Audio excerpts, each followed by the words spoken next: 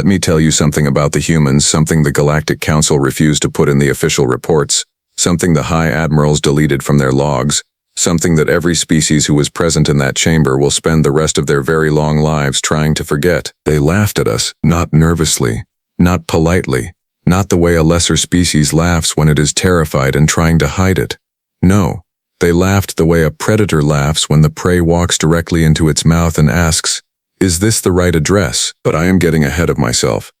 Let me start from the beginning, because the beginning is almost as embarrassing as the end, and frankly the galaxy deserves to know how spectacularly we miscalculated. My name is Vorak Sel, Senior Intelligence Analyst for the Dominion of Yeth, and for 32 orbital cycles I had studied humanity, 32 cycles of watching their broadcasts, intercepting their communications, analyzing their history, and writing reports that my superiors consistently marked as alarmist and emotionally compromised. My final report before the invasion was 140 pages long. The title was, "Do Not Do This." The council read 6 pages and voted to proceed anyway. You see, on paper humanity looked soft.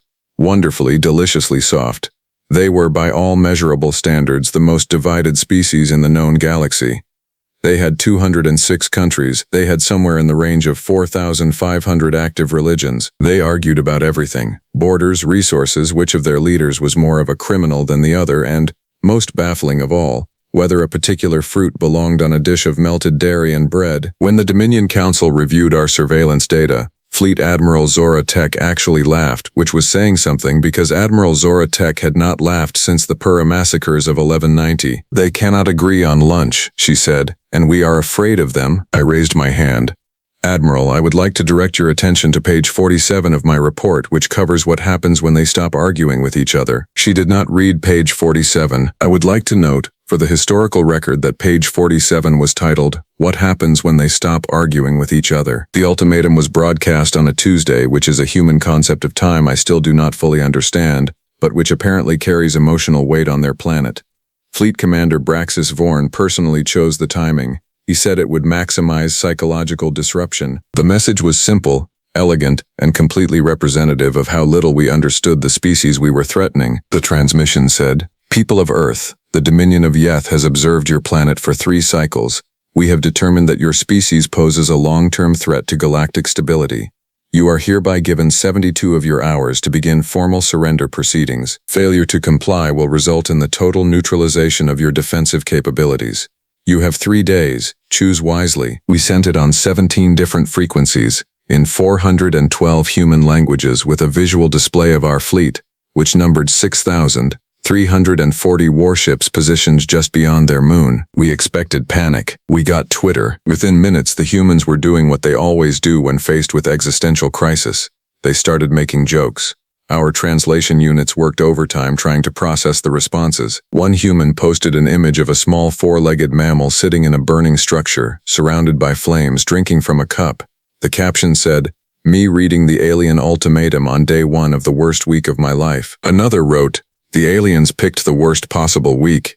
We just got a new government." Someone else, "And I still have this one in my personal files because it haunts me," wrote, "Tell them to get in line. Tell them to get in line." Fleet Commander Braxis Vorn, watching the feeds, turned to me with an expression I can only describe as professionally confused. "Are they not scared?" "Sir," I said, very carefully, "they are probably scared. They are just not showing it in a way that correlates with our behavioral models." "They are making pictures," he said, "with the small fire mammal." "Yes, sir.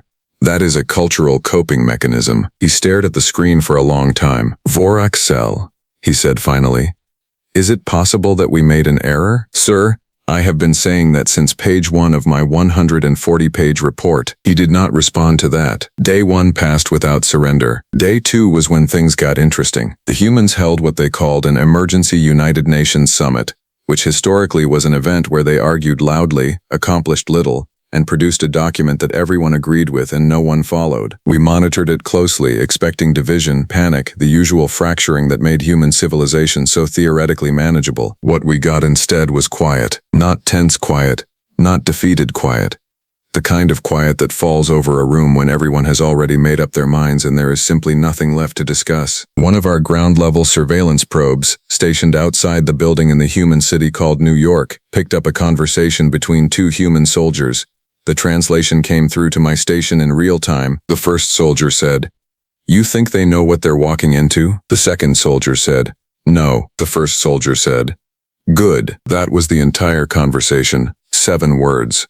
And somehow, those 7 words scared me more than any weapon system in our tactical database. I filed an emergency addendum to my report. I titled it, "We should leave now." Fleet Commander Braxis Vorn told me to stop catastrophizing. On the morning of day 3, the humans sent their response. Not a written response. Not a recorded surrender. Not even a panicked military leader with sweat on his face begging for more time. They sent a single individual. Her name, as we later learned, was Ambassador Mara Ogun. She was 44 years old by human reckoning, former military, former combat pilot, and currently the chief diplomatic representative of the newly unified Earth Planetary Council, a body that had been formally created approximately 18 hours prior, specifically for this purpose. She arrived in a ship so small our automated detection systems initially logged it as space debris. She docked with our flagship without asking permission. She walked through our airlocks wearing a suit that had the flag of Earth on one shoulder and absolutely nothing on the other, and she sat down across from Fleet Commander Braxis Vorn at the negotiation table with the energy of someone who had an appointment and was mildly annoyed at the parking situation. Braxis Vorn looked at her for a moment. He was expecting a delegation. He was expecting trembling officials with documentation and desperate opening offers. He said, "You came alone," Mara Ogun said. "I only needed one person." The room went very still. Commander Braxis Vorn, to his credit, attempted to project authority. He activated the holographic display behind him, filling the room with the image of our fleet, 6,340 warships, arranged in perfect attack formation, the combined firepower of which could, and I want to be precise here, reduce a planet to component minerals in approximately 9 hours. He said, "You have seen our fleet. You understand what you face. We offer you the terms of surrender. Your people live. Your infrastructure is preserved. Compliance is the rational choice." Mara Ogun looked at the fleet display for about 4 seconds. Then she said, "You won't last 3 seconds." There was a pause, the kind of pause that happens when an entire room processes something and comes to the collective conclusion that it misheard. Braxis Vorn said, "I beg your pardon?" She said it again, cleaner, slower, like she was explaining something to someone who was going to need a moment. "Your fleet," she said, "will not last 3 seconds against what we have waiting." Braxis Vorn made a sound. I believe it was intended to be a laugh, but it came out wrong, fractured at the edges because something in his training, something in the deep instinctive part of his brain that had kept his species alive for 100,000 years, was beginning to whisper that the mammal across the table was not bluffing. He said, "Ambassador, we have 6,000 warships." She said, "I know. We counted. Our weapons can crack a planet. We know. We reverse engineered the specs from your probe wreckage. Took us about a week." Another pause. Braxis Vorn said, very quietly, "What wreckage?" She smiled. It was not a friendly smile. It was the smile of someone who had been waiting a very long time to say the next sentence. "Commander," she said, "did you know that 14 of your deep cover surveillance probes have been in our possession for the last 11 months? We found the first one under a lake in Norway. Cute little things. Very sophisticated. You should know that the team that took them apart figured out your propulsion system in about 6 weeks, and your weapons array in about 2 months." She reached into her jacket and placed a small object on the table. It was a piece of one of our probes, one of our classified, encrypted, theoretically undiscoverable surveillance probes, with a sticky note on it. A human sticky note, which said, in the Yeth language, written in slightly imperfect but entirely readable script, "We found this. You're welcome." Fleet Commander Braxis Vorn stared at the sticky note. I stared at the sticky note. Everyone in the room stared at the sticky note. Mara Ogun leaned forward, folded her hands on the table and said, "So, would you like to hear our counter-offer? Or would you prefer to find out what happens next the hard way?" I want to pause here because this is the part that never made it into the Council's official record.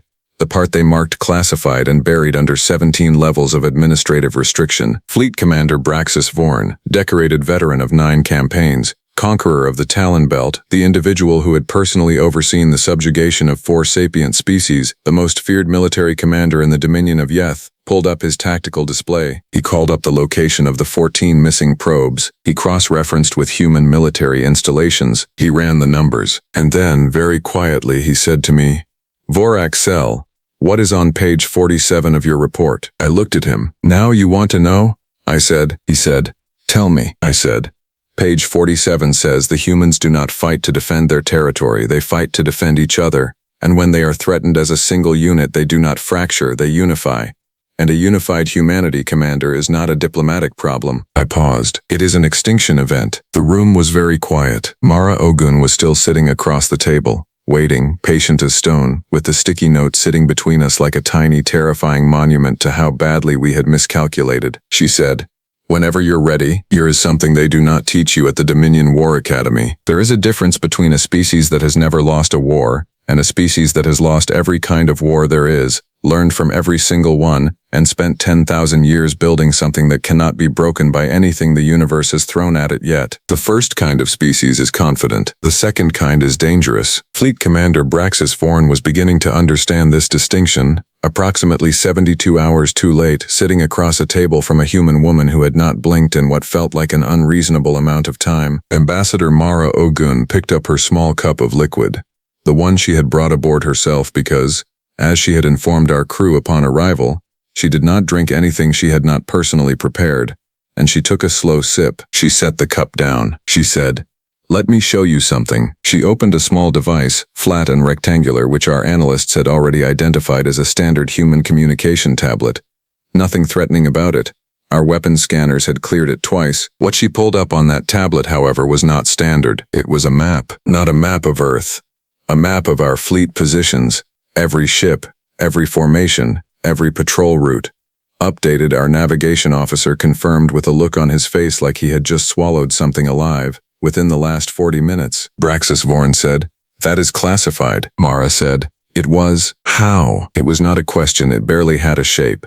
It was the sound a very large, very confident creature makes when it realizes the ground it is standing on is not ground. She said, "Commander, your fleet has been broadcasting on 12 frequencies since you arrived.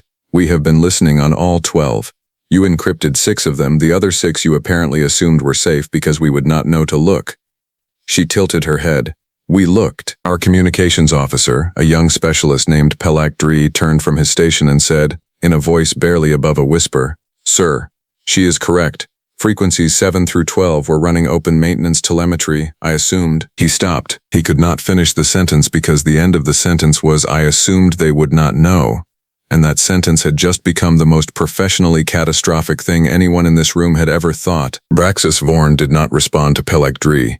He kept his eyes on Mara Ogun, who had the grace not to look triumphant, which, I will admit, was somehow worse than if she had gloated. She simply continued, "We know your fleet formation, we know your fuel reserves, which, by the way, are lower than they should be for a sustained engagement at this distance, a logistical choice someone is going to have to answer for when you get home. We know your communications chain of command. We know which 3 ships carry your flag officers." She paused. "We have had targeting locks on those 3 ships for the last 19 hours. The silence that followed was the kind that has texture. You could feel it pressing against your skin. Fleet Commander Braxis Vorn said, slowly, "You are bluffing." Mara Ogun said, "Okay, just that. Just, okay. Not, I am not bluffing. Not, let me prove it.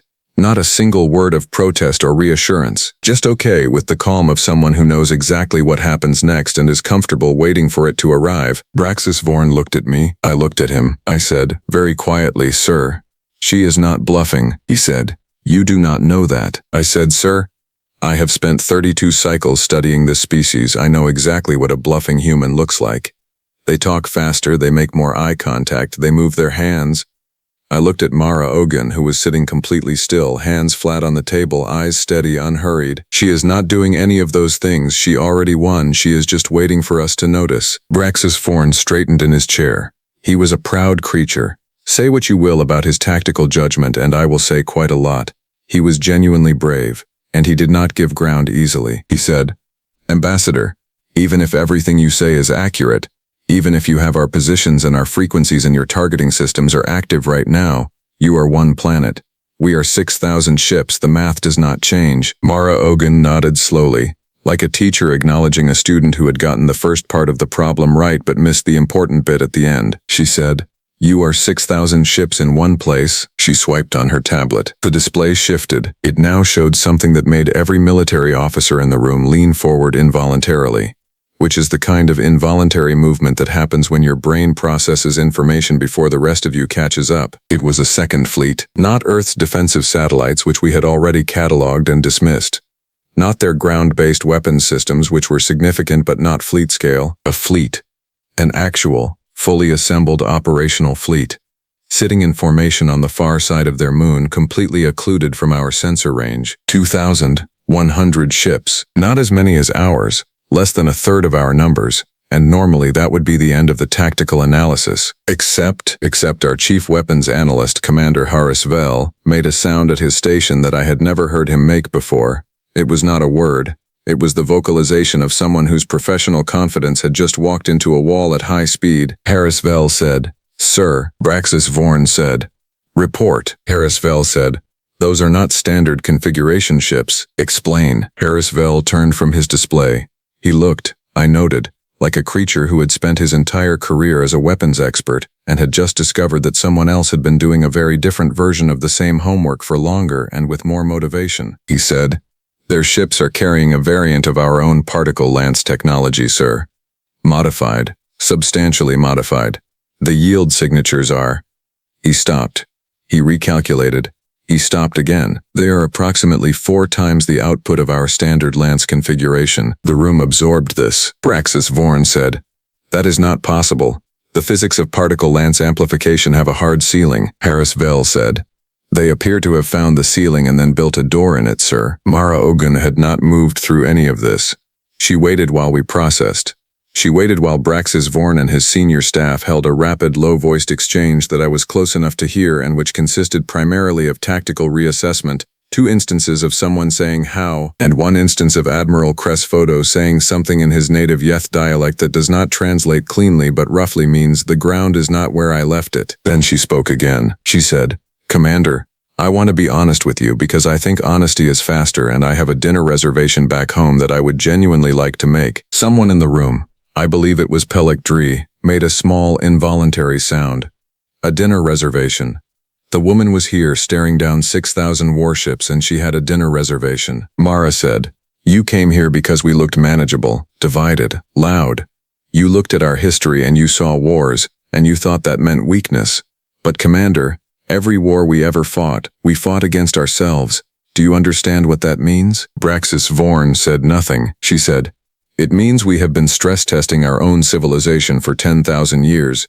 Every weapon we ever built, we built to use on someone who was just as smart as us, just as motivated as us, and knew all the same tricks. We have never, not once, had the luxury of fighting someone weaker than us. So we got very good very fast at fighting someone exactly as capable as us." She let that sit for exactly 2 seconds.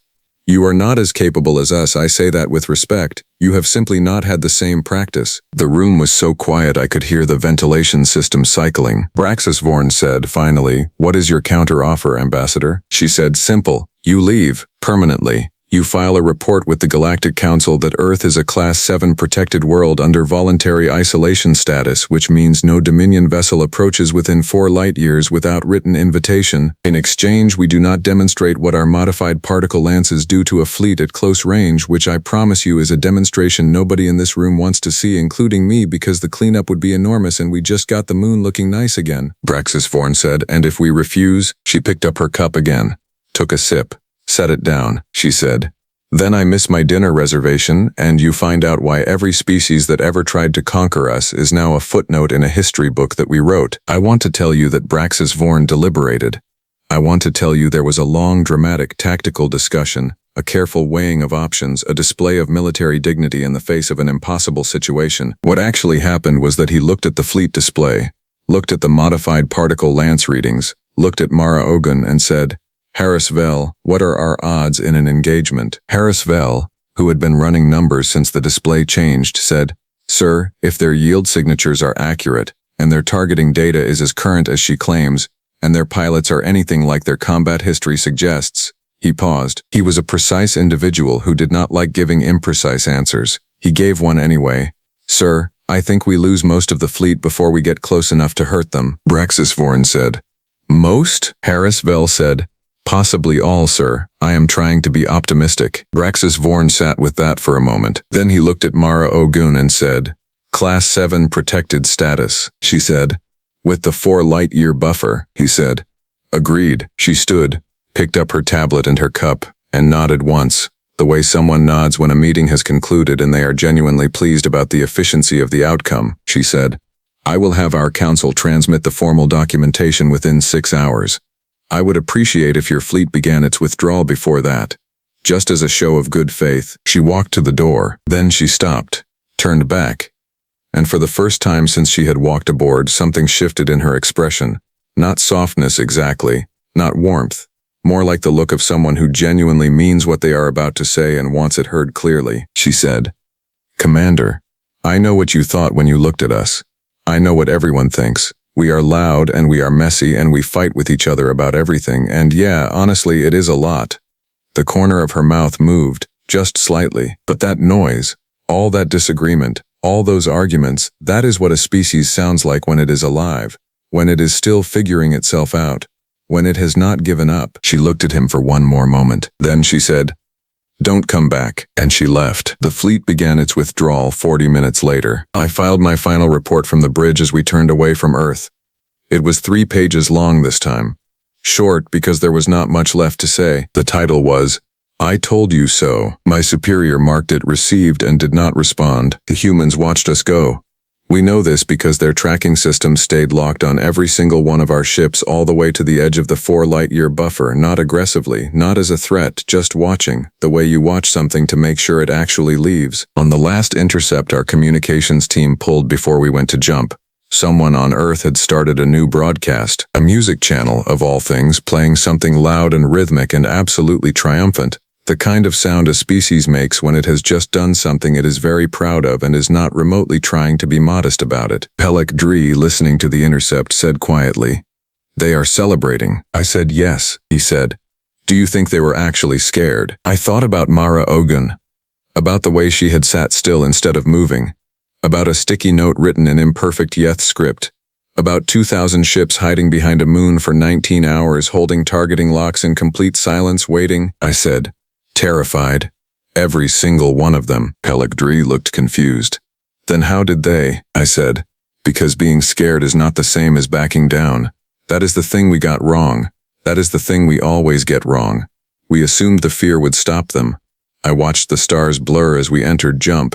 For them the fear is just the beginning. The jump drive engaged. Earth disappeared behind us. Somewhere 4 light-years away they were still playing that music. My name is Vorak Sel. I am a senior intelligence analyst, formerly of the Dominion of Yeth. I retired 6 months after the Earth incident, which is what we call it in the official files, because calling it what it actually was, an unambiguous, total, humiliating reversal by a single diplomat with a tablet and a dinner reservation, does not look good in institutional records. I still have the intercept of that music. I still listen to it sometimes, partially because it is genuinely good, and partially as a reminder, for myself, and for anyone who will read this account, of the single most important thing I learned in 32 years of studying the most complicated, contradictory, baffling, stubborn, brilliant, and profoundly unconquerable species the galaxy has ever produced. When humanity says you won't last 3 seconds, believe them, count to 3 if you need to, then leave.